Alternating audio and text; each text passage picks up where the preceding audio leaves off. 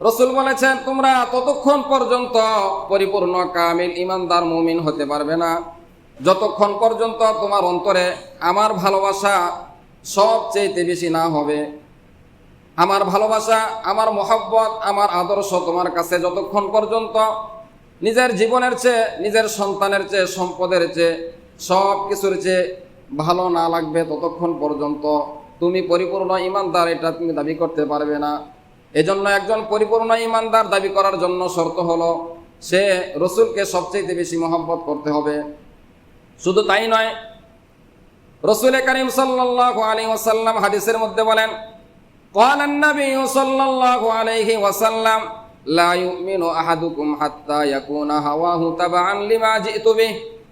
পয়গম্বর আরবি সাল্লাল্লাহু আলাইহি ওয়াসাল্লাম বলেন, আমি পয়গম্বর, আমার উপরে আল্লাহ তাআলা যে কোরআন অবতীর্ণ করেছেন, আমি রাসূল যা কিছু নিয়ে এসেছি এগুলোকে যারা গ্রহণ করবে, যারা আদর্শ হিসাবে গ্রহণ করবে,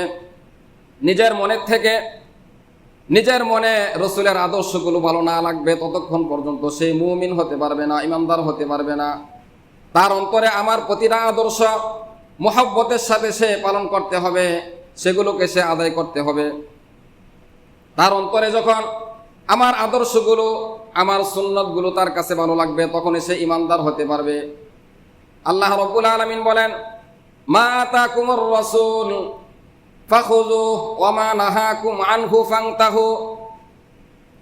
সূরা হাশরের মধ্যে আল্লাহ রাব্বুল আলামিন বলেন, মা আতাকুমুর রাসূল, তোমাদের কাছে আমি যে রাসূলকে প্রেরণ করেছি, যে পয়গম্বরকে পাঠিয়েছি, তোমাদেরকে জান্নাতে নিয়ে যাওয়ার জন্য রাসূল হিসাবে আমি প্রেরণ করেছি।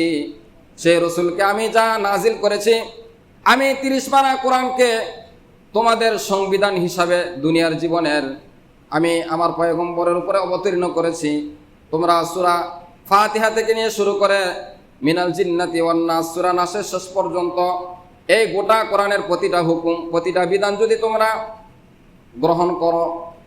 গ্রহণ করবে, ফাখুযু ওয়া মা নাহাকুম আনহু ফান্তাহু, আর আমি আমার রাসূলের উপরে যা কিছু অবতীর্ণ করেছি সেগুলো যে তোমরা, যেগুলো নিষেধ করেছি সেগুলোকে তোমরা বর্জন করবে। ফাখুযু ওয়া মা নাহাকুম আনহু ফান্তাহু। তাহলে আল্লাহ তাআলা বলেন, আমি আমার পয়গম্বরের উপরে যা অবতীর্ণ করেছি সেগুলোকে তোমরা গ্রহণ করবে, আর যেগুলোকে নিষেধ করেছি, যেগুলো থেকে বিরত থাকতে বলেছি সেগুলো থেকে তোমরা বিরত থাকবে। তখনই তোমরা পরিপূর্ণ রসুলের আশেক হতে পারবে, রসুলের প্রিয় পাত্র হতে পারবে। এজন্য আমাদেরকে রসুলের কাছে যারা ছিলেন সাহাবায়ে কেরাম, যারা পয়গম্বরের সোহবতে থাকার কারণে আইয়ামে জাহিলিয়াতের জামানায় সবচেয়ে নিকৃষ্ট মানুষগুলো যখন পয়গম্বরের সোহবতে গিয়েছিলেন, রসুলের সোহবতের কারণে তারা নিকৃষ্ট মানুষগুলো সর্ব উৎকৃষ্ট মানুষে পরিণত হয়ে গেছে।